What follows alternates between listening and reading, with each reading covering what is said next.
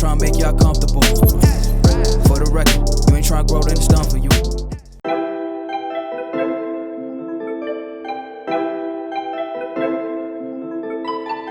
Hello tout le monde, bienvenue dans cette nouvelle vidéo, bienvenue dans le nouvel épisode de la CrossFit Series.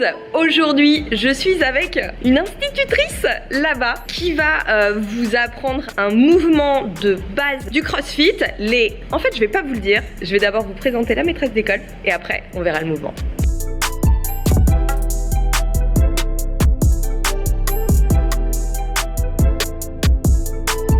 Bon alors Jessica, qui es-tu ? Bonjour à tous, je m'appelle Jessica, je viens du Sud, je suis coach de CrossFit spécialisée dans la gymnastique. Je suis ancienne gymnaste, je suis ancienne prof de gym, je suis ancienne coach de fitness. J'ai été formée sur Paris pendant plusieurs années et maintenant j'ai lancé ma programmation de gymnastique dans le milieu du CrossFit et j'aide les gens à mieux bouger de manière générale. Yes, et vous allez voir, c'est une bête, voilà. En roulade. Entre autres, elle a un super chien qui est vraiment très très mignon. Oui. De toute façon, je vous remets son Instagram Oui. par ici. Il a eu 2 ans là. Oui, maintenant je viens d'avoir 2 ans. Donc n'hésitez pas à aller la suivre sur Instagram déjà pour voir ce qu'elle fait et puis découvrir le beau Manouche parce qu'il est vraiment Ouais, il est trop beau. Donc Jessica, déjà toi, en plus d'être une super coach, super gymnaste, t'as un petit parcours en CrossFit. Oui, ça fait 6 ans maintenant que je fais du CrossFit et j'ai fait beaucoup de compétitions, donc au niveau national, européen et international. Pour ceux qui connaissent, j'ai fait les Regionals en équipe en 2016 et j'ai fait les Regionals en individuel en 2017, je crois. J'ai fait aussi des compétitions au Canada, à Miami, au Wodapalooza pour ceux qui connaissent, avec des grands champions et j'ai fait aussi beaucoup de compétitions en France. Voilà.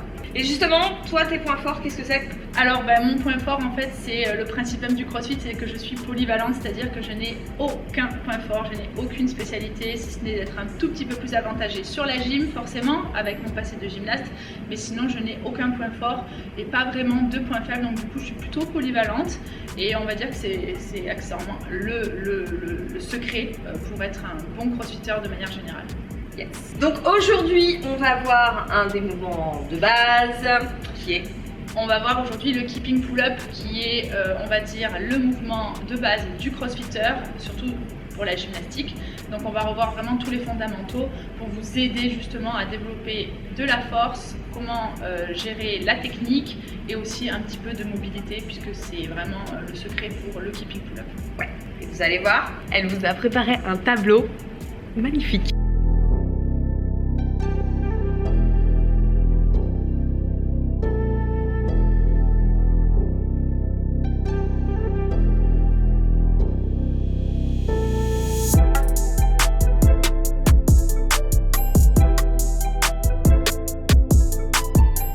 Du coup, pour le keeping pull-up, je vous ai préparé plusieurs étapes, d'accord ? Et la première étape, bien évidemment, c'est la plus importante, c'est le démarrage au sol. C'est l'apprentissage du hollow et du arc. Donc, je vous ai mis ici, je vous ai fait des petits dessins qu'on va voir ensemble. Et ensuite, on va développer tout ce qui va être keeping pull-up. Mais vraiment, la base de la base de la base, c'est qu'il faut maîtriser ceci. Alors la première chose, la plus importante pour le keeping notamment, c'est le travail de la rétroversion du bassin. Donc en gymnastique, on dit tout simplement rentrer les fesses, donc vous avez juste à serrer les fessiers, rentrer le nombril et ensuite on rajoute les membres externes.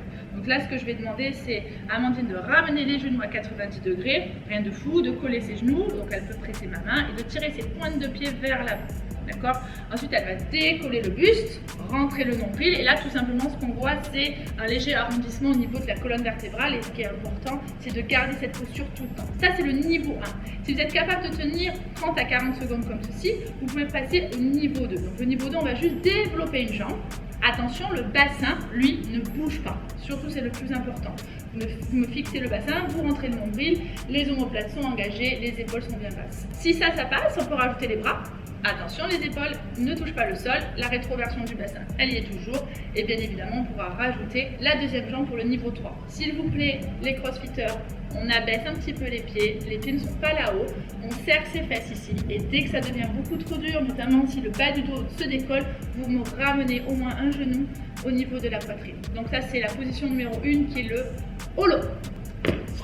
Du coup, pour la deuxième position qui est le arch ou le arc, on peut l'appeler comme on veut, ce qui se passe, c'est que les gens ils ont tendance tout simplement à se relever et à n'activer aucun muscle. Alors que le plus important, oui, alors moi je dis souvent en mode parachute. Les gens ils pensent que c'est un parachute, alors que pas du tout. Moi ce que je veux voir en fait ici, c'est un allongement et un alignement du corps. C'est ça le plus important, d'activer les bons muscles. Donc tout simplement de décoller les jambes ainsi que le haut du corps, la poitrine ne touche pas le sol, les fessiers sont serrés et surtout le bas du ventre est contracté. Ne l'oubliez pas, vous me rentrez le nombril, le regard est toujours vers le sol. Les coudes sont tendus et les pouces sont vers le ciel. Si ça c'est trop dur, ce qui peut être compréhensible notamment pour le haut du corps, vous allez me placer les mains derrière la nuque, les coudes vers l'extérieur, vous activez bien les omoplates, mais n'exagérez pas. La position, le plus important, c'est de s'allonger. Attention à ceux qui vont avoir les genoux fléchis, ça ne me dérange pas, mais dans ce cas-là, au lieu de trop les fléchir, écartez-les un petit peu, mais essayez de tendre vos genoux, d'accord, pour sentir les ischios, les fessiers, les lombaires, le haut du dos et vraiment toute la chaîne postérieure. On peut relâcher. Comme ça, il faut être capable de le tenir à peu près. Ouais. Moi, ce que je dis, c'est qu'avant de vouloir se suspendre au niveau des barres, c'est de pratiquer tous les jours. Si vous êtes des crossfitters ou si même vous voulez tout simplement travailler vos abdos et la posture, c'est tout simplement de travailler ceci tous les jours de toutes les manières possibles. On l'a en statique, on l'a en mouvement, donc on a le hollow rock, que vous pouvez vous balancer comme une banane en fait. On a le arc aussi, donc le back extension et le arc rock, qui bouge aussi. On peut rajouter du matériel, donc on peut tenir le PVC, c'est très bien. Si vous n'êtes pas sûr de sentir les jambes, tu peux mettre un abmat ou une balle entre tes pieds et on serre fort les jambes. On peut mettre une petite balle ou un stylo entre les cuisses, hop, on serre le stylo. On peut s'amuser sous forme de EMOM, de AMRAP, de Tabata, en fait de toutes les manières possibles à partir du moment où cette posture, on la pratique et on la pratique et on la pratique. C'est ça le secret. C'est pas pour rien que les gymnastes, ils sont intouchables en suspension, c'est parce qu'on passe des années et des années au sol. Ouais, donc on ne brûle pas les étapes, hein. C'est pas la première fois que vous l'entendez sur cette série et c'est certainement pas la dernière.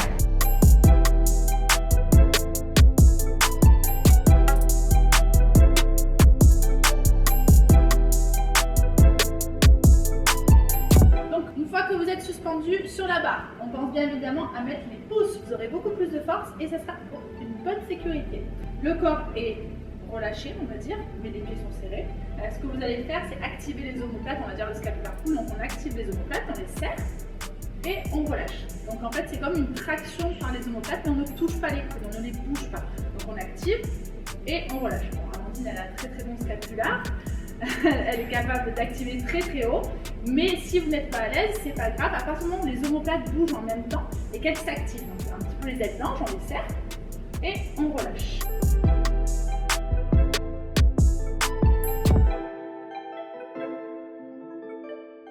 Du coup, à ce propos, qu'est-ce que tu dirais toi aux personnes qui ont les mains qui glissent, qui manquent de grippe et qui n'arrivent pas à rester en suspension? C'est la colle du jour. Alors pour les personnes qui manquent de grippe, tout simplement c'est de la pratique, c'est-à-dire de passer du temps suspendu à la barre, surtout si c'est quelque chose de complètement nouveau pour vous, tout simplement de se suspendre à la barre, comme un Tabata par exemple, ou même sous forme de EMOM, de prendre l'habitude de travailler avec les pouces autour de la barre, même des fois de se suspendre, alors ça peut être sur les anneaux, ça peut être sur une corde, on se suspend sur la corde, ça fait énormément travailler le grip et donc la force du poignet, donc ça c'est bien. Et ensuite c'est vrai que parmi vous il y a des gens qui ont des petites mains, donc regarde, fais voir Amandine. Voilà, par exemple. Donc moi c'est vrai que c'est pour ça que moi j'ai pas ce problème et je peux comprendre que les personnes qui ont des petites mains, ça vous perturbe, mais sachez que je connais des très bons et des très bonnes crossfitteuses qui ont énormément juste travaillé, qui ont été patients et qui ont travaillé ce grip malgré les petites mains avec les pouces, parce que pour moi les pouces c'est la base. Non seulement vous activez beaucoup plus de muscles en étant avec le pouce autour de la barre, et ensuite pour une raison de sécurité, vous n'avez jamais fait de gym, vous ne savez pas ce que c'est dans une box de crossfit, il n'y a pas de tapis comme dans un gymnase et on peut se faire très mal. J'ai vu des gens se blesser pour pas grand chose parce que sous la fatigue, tout peut arriver en fait, et même moi ça peut m'arriver, donc s'il vous plaît mettez vos pouces. Et on passe le plus de temps en suspension en fait pour s'habituer, quoi. Voilà. Oui, c'est ça. Ça va développer un max de force, quoi. Donc que ce soit pour les anneaux bien évidemment, la barre, et puis quand on attrape une corde, on l'attrape pas comme ça. on l'attrape vraiment comme ça, donc rien que ça fait travailler le grip. Mais moi je dis souvent, des fois en échauffement, je leur demande tout simplement de se suspendre avec les pouces, et peut-être pas comme ça, mais peut-être de bien attraper la barre dans le creux de la main en fait. C'est très gênant au début, vous faites comme tout le monde en fait, vous prenez votre mal en patience parce que le crossfit ça fait mal quoi qu'il en soit, et vous m'attrapez vraiment la barre ici, tu vois, clac. Et après ça va casser un petit peu le poignet, mais comme ça on a vraiment de la force. Ouais. Et ça va beaucoup aider pour la suite. Ouais, ça va aider d'avoir une force de ouf pour faire des tractions.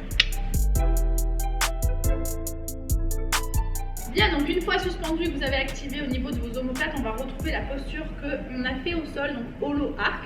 Donc vous pouvez la bloquer un petit peu au début, donc holo c'est de rentrer parfait, de bien serrer les fessiers, d'activer vos omoplates, les lattes, pointe de pied vers le sol, et le arc c'est un petit peu plus dur, c'est de tirer les pointes de pied vers l'arrière, ouvrir sa poitrine, le regard net vers l'avant, d'engager les abdos et les fessiers. Et progressivement, il suffit de mettre un tout petit peu plus de rythme, donc je presse et je relâche, je presse, je relâche, je presse, je relâche. Tout en gardant la forme, c'est ça qui est le plus important. Et ce qui va être important, c'est de respecter la courbure de chacun, d'accord? Pointe de pied vers le sol, et tu peux relâcher. Et on relâche. Donc là, ce qui est important, que ce soit pour Amandine ou pour tout le monde, c'est que vous êtes souvent un petit peu crispé. Ouais. En gymnastique, on est complètement détendu et relâché, donc essayez de penser comme une balançoire. On balance en fait, on arrête de réfléchir, on pense qu'on est toujours gainé, donc en un seul bloc, comme elle l'a fait, c'était très bien. On presse par le dos, d'accord, mais ensuite on se relâche, on se détend. Tu veux nous faire une petite série peut-être? Donc les mains, largeur épaule, ou un chouïa plus large si besoin, surtout pour les personnes qui manquent de mobilité.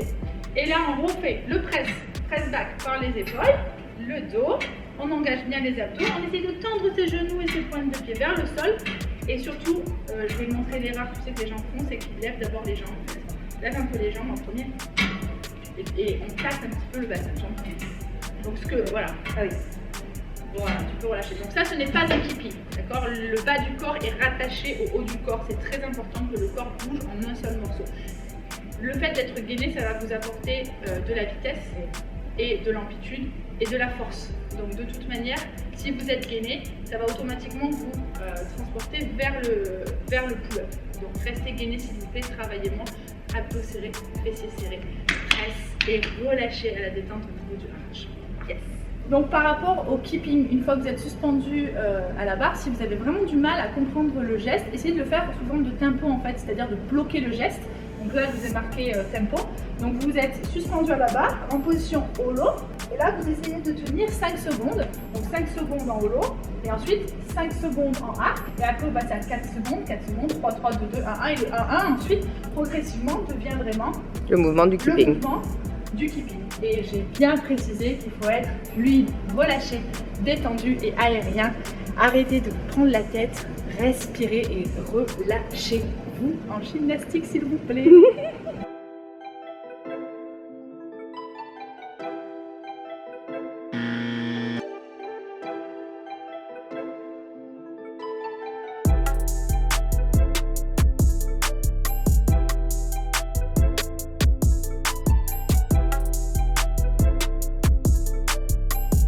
Prochaine partie, en fait, une fois que vous avez votre keeping, en tout cas que vous avez compris comment ça fonctionne, ce qu'il faut c'est pratiquer, il n'y a pas de secret. Une fois que vous commencez à comprendre le mouvement, ce qu'il faut c'est l'agrandir. Donc en fait, au plus vous allez l'agrandir, au plus vous allez vous rapprocher donc, de la barre. Et vous allez surtout avoir un bon press pour faire un pull derrière, donc c'est-à-dire tirer. Donc là, ce qu'on va rajouter, c'est une aide avec la boxe pour débuter, c'est de se mettre bien sous la barre, de reprendre cette histoire de keeping. On peut se balancer peut-être 1 ou 2 fois pour vraiment reprendre cette histoire de balancier. Et à la dernière, vraiment au dernier moment, une fois que vous avez les bras plus ou moins tendus en arrière en holo, vous venez presser, à tirer le menton au niveau de la barre avec les coudes en direction du sol. Donc Amandine va vous montrer. On balance.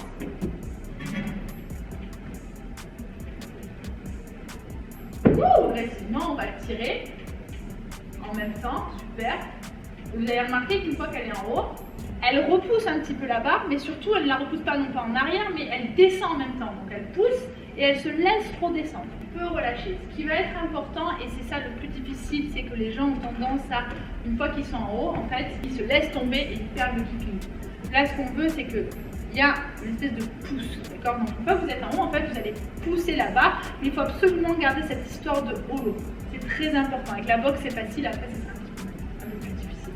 Donc une fois que vous êtes ici, vous poussez un petit peu la barre, mais en même temps, vous glissez vers le sol en holo. Et une fois que vous êtes sous la barre, vous réouvrez en keeping.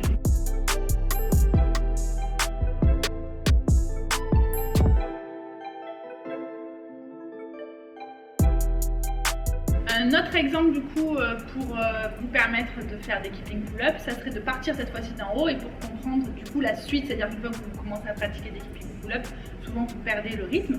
Ce qui serait intéressant, c'est de partir d'en haut et de comprendre qu'il faut repousser un petit peu la barre pour repartir sur un keeping. Donc vous faites en sorte de monter sur une box, vous pouvez mettre même le pied sur un rack, vous partez d'en haut, pas en haut d'une traction, vous tenez 2 secondes et vous repoussez la barre pour relâcher avec le keeping. Donc si vous n'arrivez pas à faire la traction au début, c'est pas grave, vous pouvez quand même monter, tenir 1 à 2 secondes et comprendre qu'il faut repousser la barre. Donc elle va tenir 1, 2, elle pousse au lot et elle relâche. En gros, une fois que vous êtes suspendu en haut, quand vous repoussez, vous essayez de retrouver la position du holo, vous glissez vers le sol et quand les pointes de pied arrivent sous la barre, c'est là que vous réouvrez en arc pour ensuite represser et repasser derrière.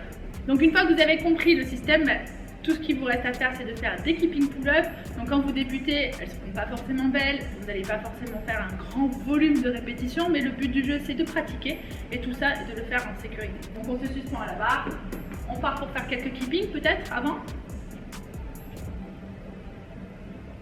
Et une fois que vous avez votre traction, ce qui va être intéressant, c'est qu'au plus vous êtes gainé ici, au plus vous allez pouvoir balancer un coup de bassin qui va vous aider aussi à monter le menton au-dessus de la barre. Pensez bien à cette histoire de pied qui repart derrière, qui va vous aider à vous propulser vers le haut. Donc éventuellement, ce qui va se passer, c'est qu'avec la fatigue, souvent dans les WOD, vous allez vouloir compenser et donc vous allez un petit peu oublier la technique et vous allez commencer à utiliser un peu plus, par exemple les jambes fléchies, des choses comme ça, pour pousser et vous faire quelques répétitions supplémentaires.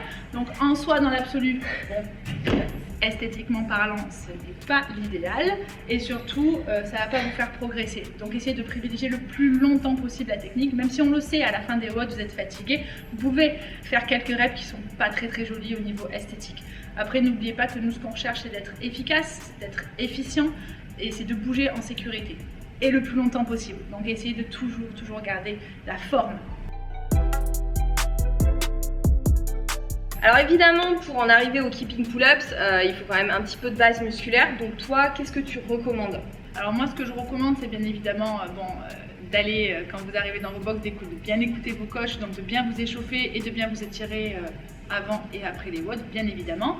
Et bien évidemment, il va falloir adapter vos mouvements et le nombre de répétitions pendant les WOD et de faire une petite base un peu de musculation de temps en temps dans la semaine. Et du coup, moi je vais privilégier les mouvements du style excentrique, donc l'excentrique pull-up, tout ce qui va être tirage en fait, et notamment de mettre un petit peu des pauses, du tempo, voilà, des blocages en fait pour qu'il y ait un schéma qui se passe au niveau de vos muscles, qu'il y ait une information qui se passe au niveau musculaire et de pouvoir développer de la force correctement. En fait, pour moi, c'est la base. Et après, de toujours reprendre les exercices au sol, ne serait-ce que le holo et le arc, va vous permettre de sculpter aussi le haut du corps. Et tous les scapulaires pull aussi, juste ça, tout le temps en échauffement, ça va vous permettre de gagner en force. Et moi, d'ailleurs, je rajouterais que c'est pas parce que vous commencez à maîtriser le mouvement, ça c'est ce que je vois moi beaucoup en tant que pratiquant, parce que je regarde autour de moi, d'abandonner les fondations, le travail des fondations. Donc comme le dit Jessica, il faut continuer à pratiquer ces bases à vie, quel que soit votre niveau.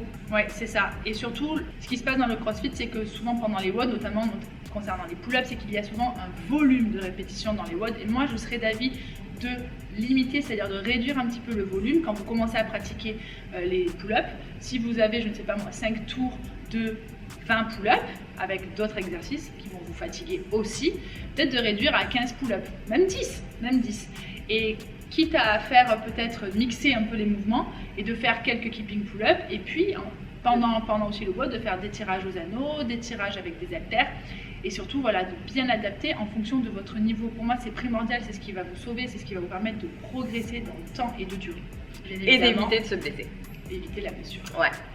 Alors justement, Jessica, toi en termes de progression, donc pour choper le mouvement, qu'est-ce que tu penses du travail avec élastique? Alors moi je ne suis pas une grande adepte de l'élastique, tout simplement pour deux raisons. C'est que j'ai longtemps travaillé dans les box et que j'ai longtemps vu des gens essayer d'évoluer avec les élastiques et ça n'a jamais été le cas. En fait, ces personnes n'ont jamais progressé parce que tout simplement l'élastique c'est une résistance. En fait, elle est vraiment là pour vous aider, mais musculairement parlant, il ne se passe pas grand chose.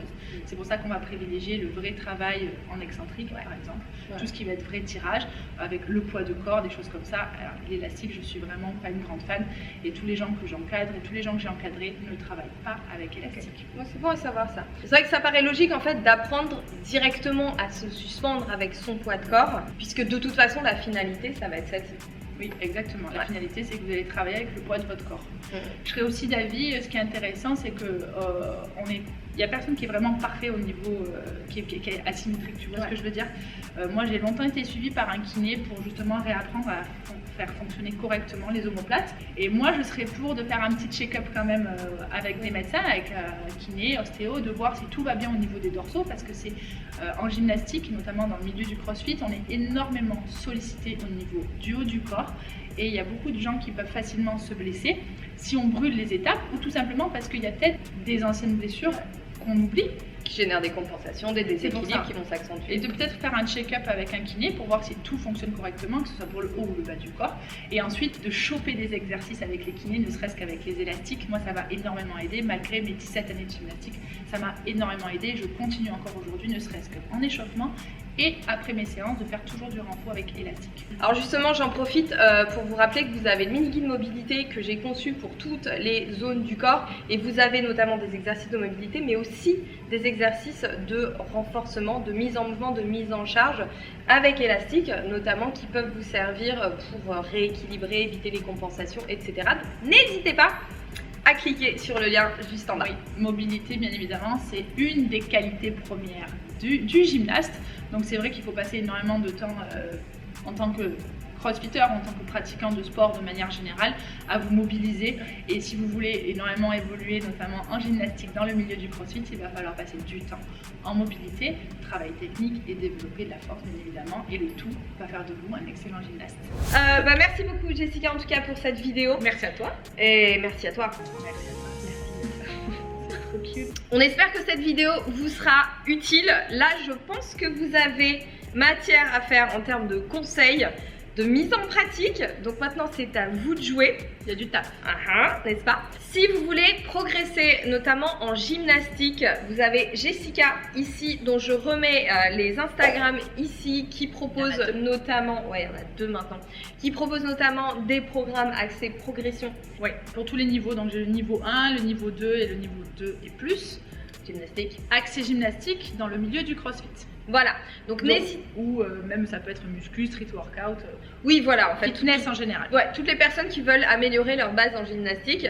Donc n'hésitez pas à aller voir son Instagram. N'hésitez pas aussi à la taguer si vous mettez en pratique les conseils qu'elle vous a donnés. Ça vous fera plaisir. Ouais, ça me fera plaisir. Juste pas les chutes. On pourra faire un bon petit jeu. Non, mais vous pouvez taguer Extra Gym Programme avec plaisir. Ok, yes. Et ça fera plaisir à Manouche aussi. J'espère que si on fait une prochaine vidéo, il y aura Manouche. Promis, il y aura Manouche. On peut, je sais pas, apprendre au chien à faire des burpees. Ah, ça serait magnifique. Ça serait très drôle. Oh putain. Bah, moi, je l'ai déjà fait. Non, mais Doudi, et moi, il a réussi. Ouais, mais t'as ton Manouche, il est conçu dans un gymnase. Il a vécu toujours dans un hangar. Bon, si vous connaissez pas Manouche, en tout cas, pareil, filez sur Instagram. Nous, on va vous laisser là parce que je pense que la vidéo est déjà bien assez longue. Oui, elle est complète. Ouais, elle est complète. Prenez les informations qui vous intéressent. Ouais. Oui, voilà. Et surtout, ne brûlez pas les étapes. Hein, ce sera le mot de la fin. Step by step. Merci beaucoup. Mais de rien. Merci à vous. À bientôt. N'oubliez pas de liker, de vous abonner, de laisser un commentaire. On fait au revoir Magnésie. Au revoir Magnésie. Au revoir. Ah, c'est des fesses. Ah, c'est des fesses. Ouais. Ok, bah c'est un peu plus ses fessiers quand même. Et... un peu de hip thrust. Bienvenue au tuto coiffure de Jessica Vetter. Comment faire une demi-couette? Comment faire un petit kiki sur la tête? Juste pour voir. Ah, d'accord. Je peux avancer pour voir? Juste pour voir. Et tu enregistres là? Merde.